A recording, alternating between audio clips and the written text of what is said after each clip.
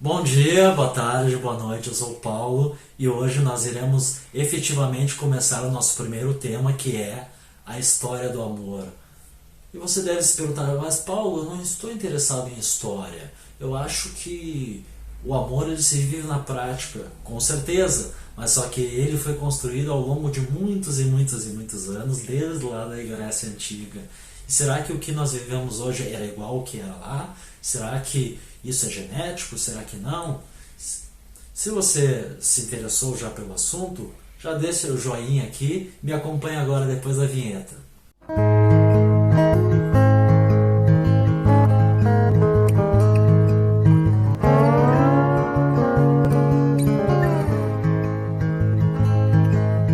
Então, a história do amor, ela começa muito antes de Cristo, lá aproximadamente 500 anos antes de Cristo, na Grécia Antiga, com muitos tratados históricos que relatam que como funcionava o amor é um pouco diferente de como nós vemos no dia de hoje. Embora o sentimento amoroso já era retratado de uma forma ah, entendível para nós, vamos assim dizer. Mas vamos lá, vamos tentar entender o que o Paulo quer dizer que ele está aqui se enrolando contigo. 500 anos de Cristo, a Grécia era um dos pontos, dos centros do mundo, né? Então existiam os deuses gregos, existia toda aquela mitologia e cada um regia certos aspectos da vida. Entre eles o amor, entre eles o casamento, entre eles várias e várias outras coisas que vocês possam imaginar. Existiam deuses para tudo. E nós vamos falar sobre o amor, que basicamente quem regia era Eros. Então, mas só que nessa época o amor romântico ele era visto de uma forma boba, uma sandice, como eles diziam. O amor romântico ele era meio infantilizado e quando as pessoas se referiam à palavra amor, elas basicamente falavam do sexo. Eu amo aquela pessoa, ela está interessada unicamente, exclusivamente no sexo. Era como era visto na Grécia Antiga, em grande parte das vezes, né? As pessoas casavam. Já existiam casamentos, o casamento era diferente do que nós temos hoje no mundo todo, como nós conhecemos, mas existiam, as pessoas que casavam por vários motivos. Mas um deles, que era o mais raro de todos, era amor. Só se desse muita sorte para conseguir casar por amor, porque eram alianças políticas, alianças sociais, era para evitar guerras entre as diversas nacionalidades, diversas ilhas dentro da Grécia e etc. Então, se a pessoa, além de casar, conseguisse amar a pessoa, seria a maior sorte do mundo, porque existia esse lado de arranjar o amor para seguir um papel social. Que antes do casamento, os jovens, basicamente os relatos falam sobre os jovens homens, eles tinham livremente a liberdade de ter relações sexuais com outros jovens, ou até mesmo com homens mais velhos, antes do casamento. E era uma liberdade socialmente super aceita, que teoricamente eles perdiam essa liberdade no momento que eles se casavam, né? Mas nós sabemos que talvez não seja bem assim, eles poderiam realmente continuar, e alguns deles casavam com mulher, porque o casamento sempre teve esse viés, homem e mulher, heterossexualidade. Fora disso, é uma pederastia, né, como eles diziam. E muitos gays, inclusive, casavam com mulher, porque, afinal de contas, eles precisavam mostrar para a sociedade que estavam cumprindo o papel que todos esperavam que eles cumprissem. Então, se passaram os anos, isso eu estava falando de 500 anos de Cristo, agora nós vamos pular um pouco depois ali, 50 anos depois de Cristo, o Império Romano já começa a dominar o mundo inteiro. E nesse momento nós percebemos o quê? Que vários dos deuses que eram utilizados lá na Grécia Antiga, eles são tomados pela hegemonia do Império Romano e eles são trazidos com outros nomes, que o antigo deus Eros, que era do amor, agora vira o deus Cupido no Império Romano. E o Império Romano, o que ele faz? Ele toma conta de grande parte da África, Ásia e da Europa. Então ele acaba absorvendo várias culturas, né? Mas continuando, mas até aí, até nesses 50 depois de Cristo, mais ou menos, esse período aproximado que nós conhecemos de Cristo, o Império Romano chega e começa a dominação, mas tanto uma dominação cultural quanto uma dominação de costumes. Entretanto, ainda assim, eles tinham uma certa liberdade sexual e havia casamentos arranjados tanto quanto havia na Grécia Antiga. Foram feitos relatos que durante ali aproximadamente 400 anos da dominação do Império Romano existiam ainda casamentos, principalmente nas classes sociais mais altas, que são os relatos de maior número, eu diria assim, que eram para evitar guerra, fazer alianças e etc.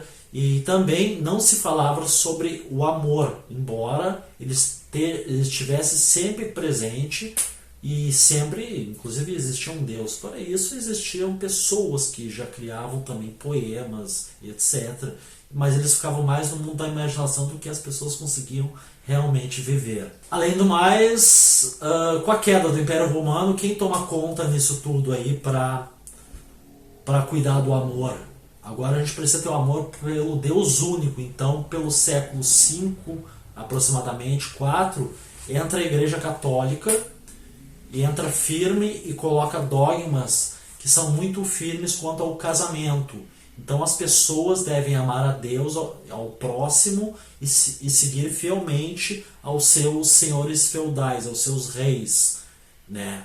Então tem uma certa quebra de paradigma, que agora já não existem mais aquela liberdade, aquelas orgias que existiam no passado, porque a igreja não só ela coloca limites nas relações, como ela também condena grandemente os comportamentos que são diversos.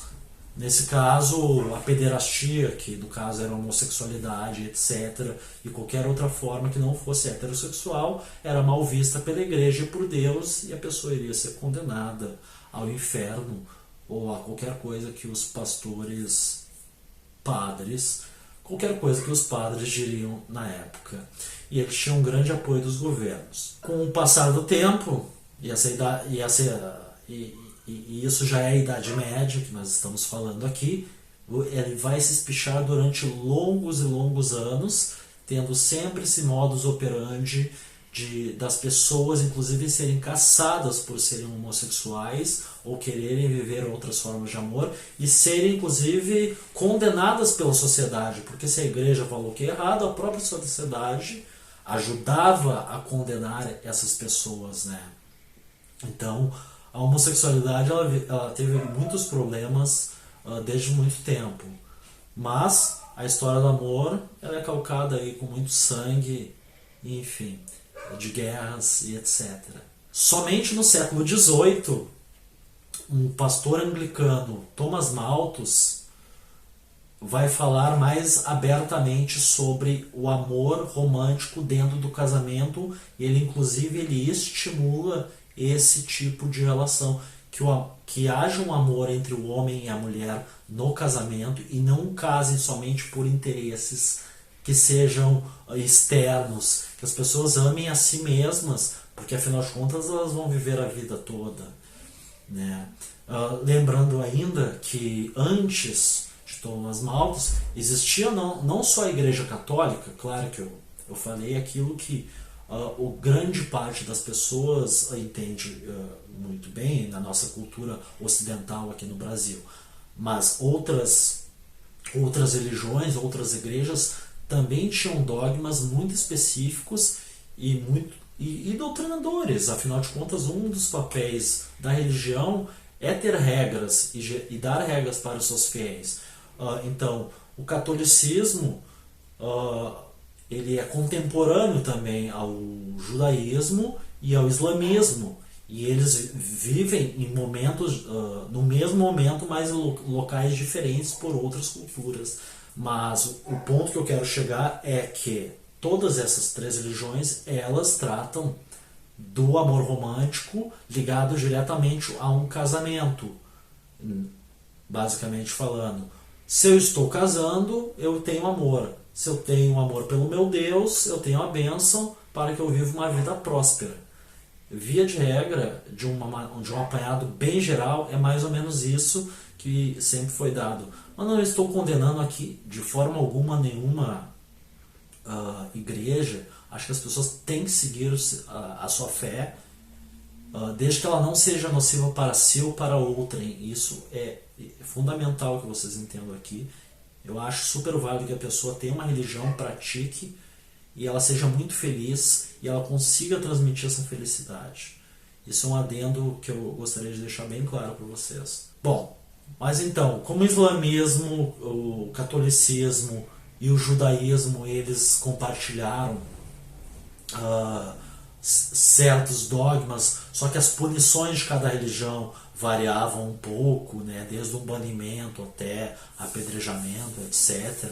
E com o passar da história isso foi aliviando um pouco e o mundo foi ficando cada vez menos violento.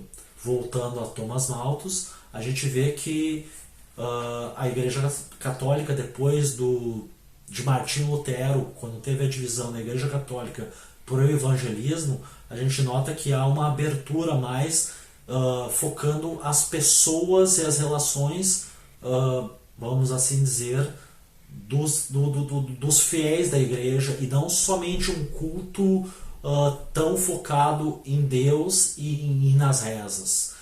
Eu acho que nesse momento, nessa divisa da Igreja Católica para a Igreja, em todas as linhas evangélicas, houve um upgrade de alguma forma para que as pessoas pudessem viver melhor os seus amores.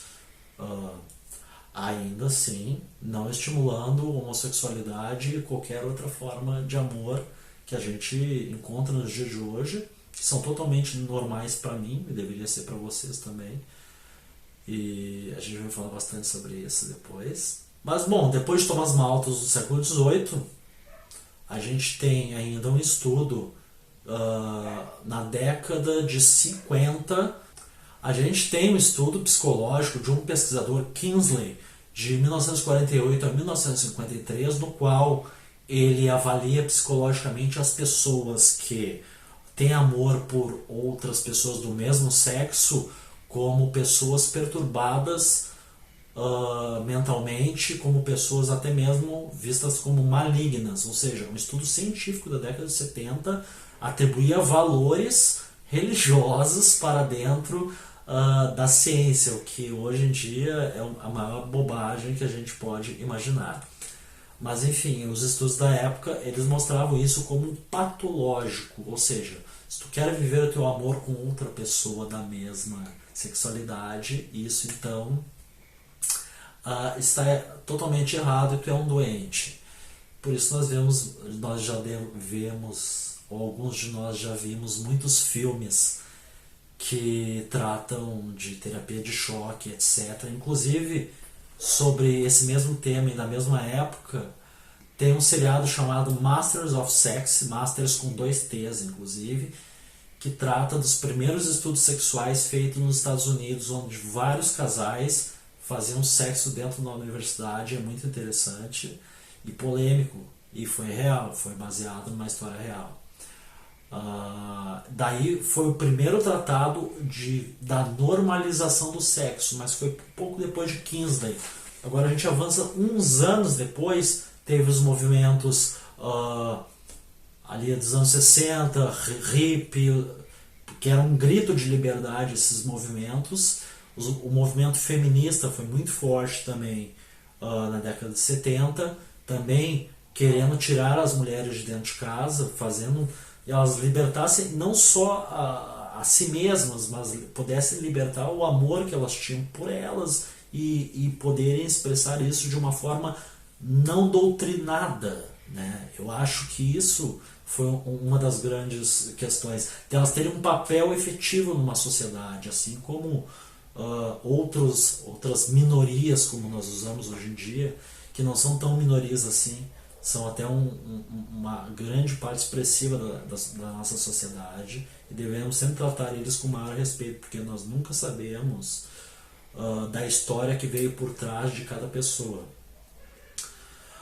Bom, pulando da década de 50, 60, 70, chegando na década de 80, uma pesquisadora cujo nome é Sharon Thompson, em meados de 80, o que ela faz?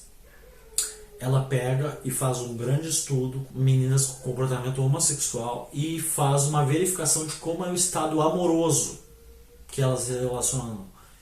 E a conclusão desse estudo é a seguinte: essas meninas do estudo, elas apresentam o mesmo modus operandi, ou seja, a mesma forma de amar do que os meninos amariam elas, o caso nos relacionamentos heterossexuais. Ou seja, ela quis dizer indiretamente que o amor é uma linguagem própria que independe do objeto que vai ser amado. Nesse sentido, ela faz uma grande quebra de paradigma e com certeza vai ser grandemente criticada depois. Mas como a década de 80 já houveram muitos processos científicos, ela acaba sendo mais apoiada do que criticada e ganha avanço nos seus estudos e nós começamos a chegar ao amor como se constrói hoje. Então, hoje nós entendemos plenamente que uma pessoa de um sexo pode amar, uma pessoa pode ter um comportamento tranquilamente homossexual, bissexual, pansexual, heterossexual, e isso não tem nada a ver comigo ou contigo. Isso está da natureza de cada pessoa desenvolver essas peculiaridades, né? Isso é muito importante a gente ter, porque eu sou heterossexual, mas eu poderia não ser, e aí? Eu deveria ser apedrejado por isso? Eu acho que é uma questão que a gente tem que refletir bastante, né? Concluindo, então, o que você achou do vídeo? Então, chegamos já no ano 2000, temos um número de liberdade e questões amorosas complexíssimas que nós vemos, e muitas vezes nós nos deparamos com coisas que ficamos surpresos ainda nos dias de hoje, mas é só uma questão de aceitação, porque as pessoas são o que elas são e elas devem viver plenamente aquilo que elas sentem uma pelas outras. Amor, paixão, sexualmente, porque no frigir dos ovos isso não faz a mínima diferença para a minha vida ou para a tua vida. Aquela pessoa, aquela moça que ficou com a outra moça, ela não está deixando de ficar contigo, por exemplo.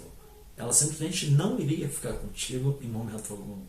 Tenha isso claro. Isso é um recado final para nós. Se você gostou do vídeo, se você achou interessante o nosso tema, siga aqui nós nas redes sociais, dá um joinha, indica para um amigo, aquele amigo que está sofrendo de amor, está com dúvidas sobre sexualidade, sobre se ele deve viver ou não. Deve viver e intensamente o amor dele. E tu, como um bom amigo, também tem que incentivar ele a viver dessa forma. Espero ansiosamente vocês para o nosso próximo encontro. Valeu, até mais.